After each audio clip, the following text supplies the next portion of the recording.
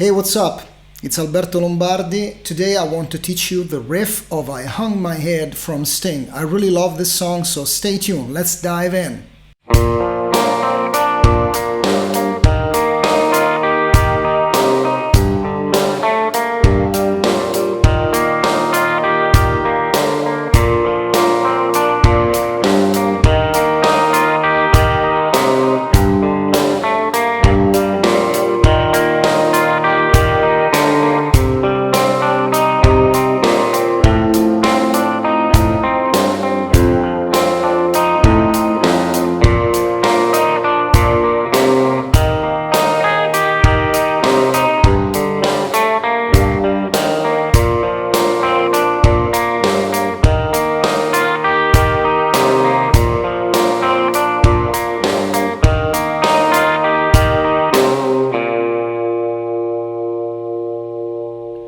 So this is one of my all-time favorite riffs in pop music.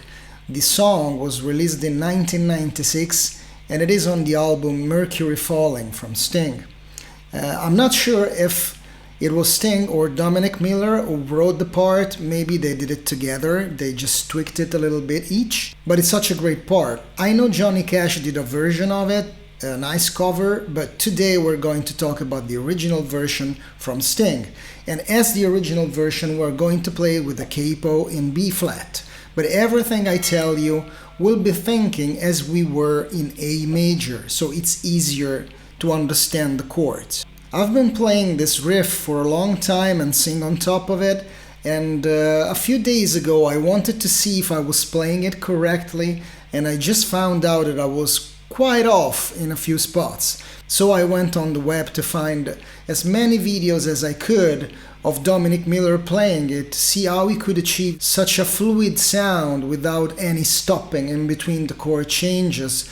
Despite the notes, some of the notes looked really hard to grab while the others were ringing. So let's just see how it does it. The whole riff starts with an A major position with an added second.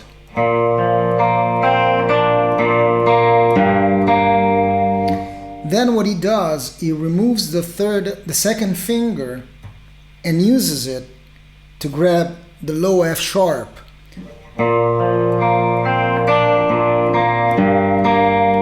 You could actually do it with your thumb.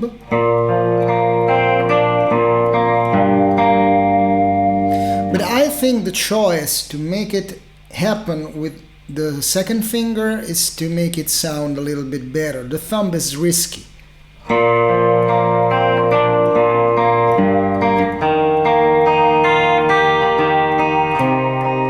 When it goes to the D chord, it doesn't grab it like this. It does this different fingering.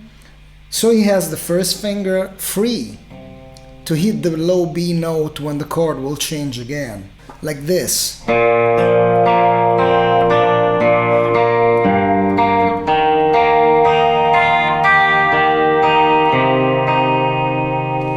And you might have noticed that when he's on the A chord,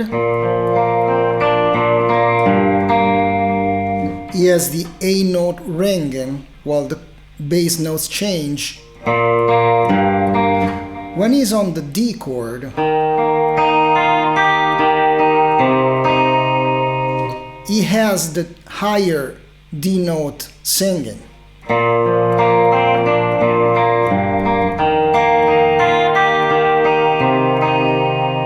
Let me just say something about the meter. The meter is in 9/8, which is kind of weird for a pop song, but it's so fluid that you don't actually notice that it's an odd meter. And the way he achieves it is thinking the Bulgarian way. What I mean by this is that some Bulgarian rhythms have a name, they're called bichronal, which means they split the meter into two chunks. So it's not 9/8 anymore, it becomes 5/8 plus 4/8. And that's way easier to think, feel, and count the meter.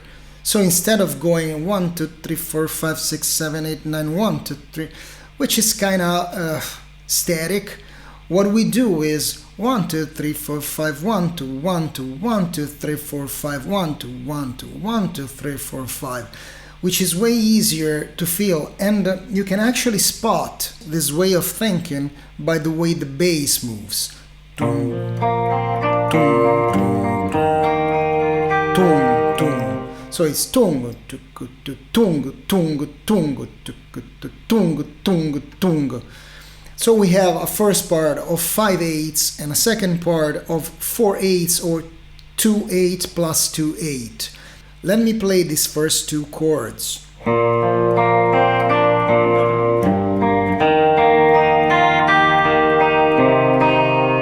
Then we go into F sharp minor, and here is where I was completely off.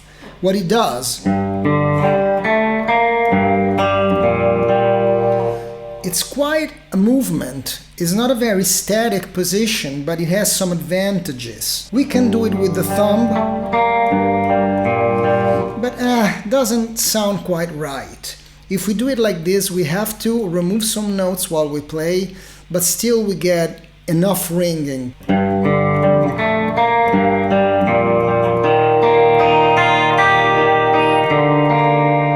This time around, he grabs the D chord in a normal way, so he can use the pinky to grab this C sharp note.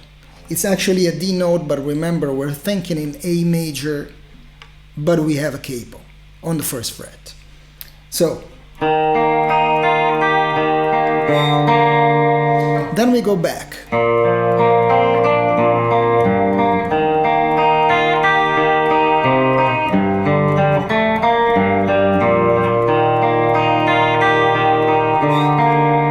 And here, after a repetition of the whole thing, the riff changes and goes into B minor. So the B minor always has the second that leads to the third. This time it's a minor third. So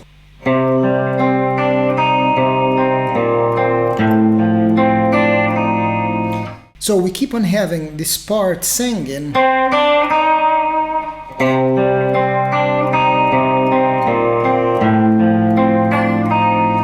Then we go into this E dominant chord with a 7.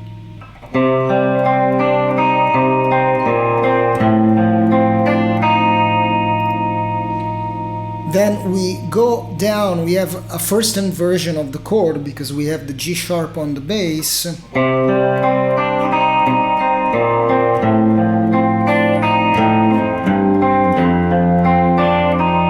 We go to the first inversion.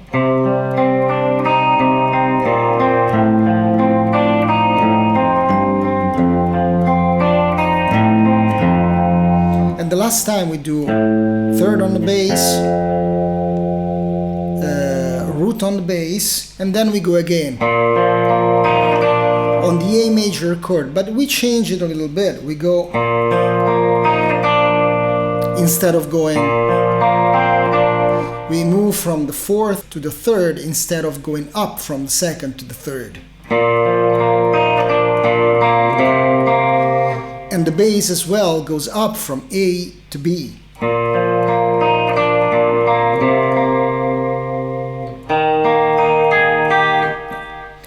Then again, I suppose he uses this type of fingering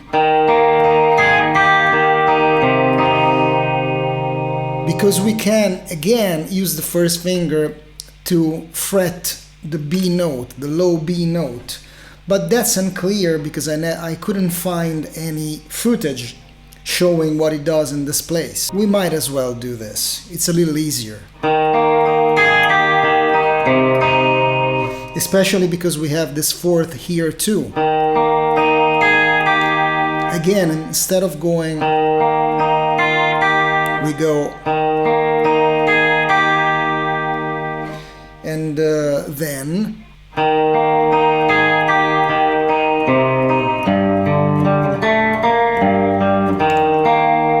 we go again through the F sharp, but this time we don't do F, A, D.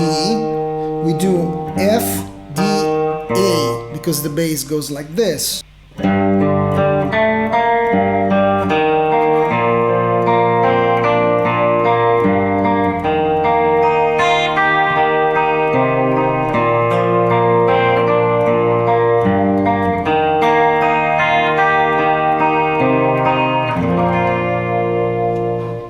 exactly like the first part, and it repeats once and then twice during the song.